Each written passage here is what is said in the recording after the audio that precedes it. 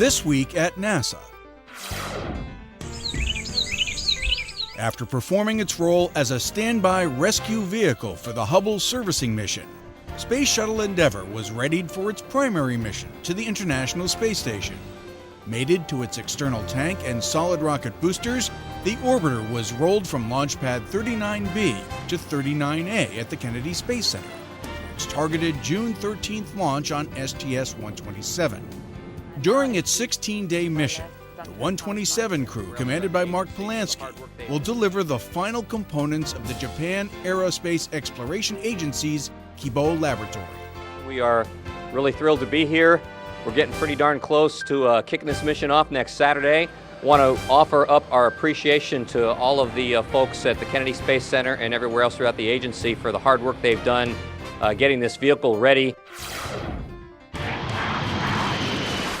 With this smooth morning takeoff from Edwards Air Force Base, Space Shuttle Atlantis began its 2-day ferry flight back to the Kennedy Space Center. Mounted on a modified Boeing 747 shuttle carrier aircraft, Atlantis made the cross-country trip from California to Florida in 2 days, with stopovers in El Paso, San Antonio, and at Columbus Air Force Base, Mississippi. Returned from its STS-125 mission to the Hubble Space Telescope, Atlantis will now be processed for its next mission, STS-129, to the International Space Station. That launch is targeted for November 12th. 2, 1, cut. Mississippi Governor Haley Barbour was among the special guests at the official opening of the Stennis Space Center's new Emergency Operations Center.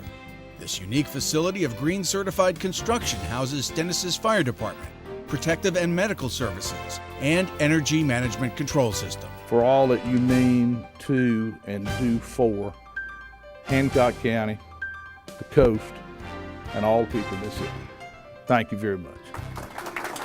The new 78,000 square foot center is also equipped with a state-of-the-art HazNet emergency management system developed through NASA's innovative research program. Stennis's new Emergency Ops Center is one of only 9 federal facilities designated by the National Weather Service as storm-ready and prepared for extreme weather. Also at Stennis, former and current employees turned out for the center's annual Old Timers Day celebration. A casual cookout provided the setting for everyone to chat and reminisce about the good old days at Stennis. Congratulations. Many of the retirees helped build the Stennis Space Center in the 1960s. The event, held at the center's Cypress House Pavilion, was sponsored by the Stennis Recreational Association. The Marshall Space Flight Center opened its doors to the future leaders of America during its annual Take Our Children to Work Day. This year's theme was Building Partnerships to Educate and Empower. More than 1,000 children, grades 3 through 12, toured the center's facilities and participated in a variety of science and space-related activities. I think it was very important to bring Darius because I think our kids not only need to know what we do, but also to see the great work that we do here at Marshall. Events included space-themed art projects, building virtual launch vehicles, and launching handmade rockets. The young guests also learned about bicycle and helmet safety, fire safety, and smart money management. Several hundred community leaders, business executives, educators, community organizers, and state and local government leaders attended the Kennedy Space Center's annual Community Leaders Breakfast. Center Director Bob Cabana gave an overview of operations at Kennedy and a look ahead at upcoming missions and activities.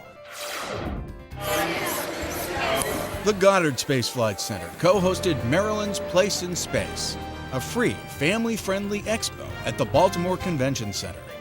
The event featured more than 100 exhibits and activities, including hands-on science projects and demonstrations, robotic competitions, and creative interactive projects with NASA astronauts. Highlighted were critical missions in earth science, heliophysics, planetary exploration, and astrophysics. Maryland's Place in Space also spotlighted Maryland's top engineers and their development of new technologies for science and research.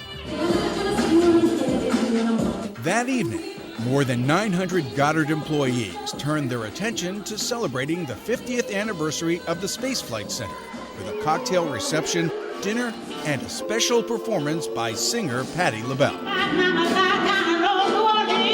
And that's This Week at NASA. For more on these and other stories, log on to www.nasa.gov.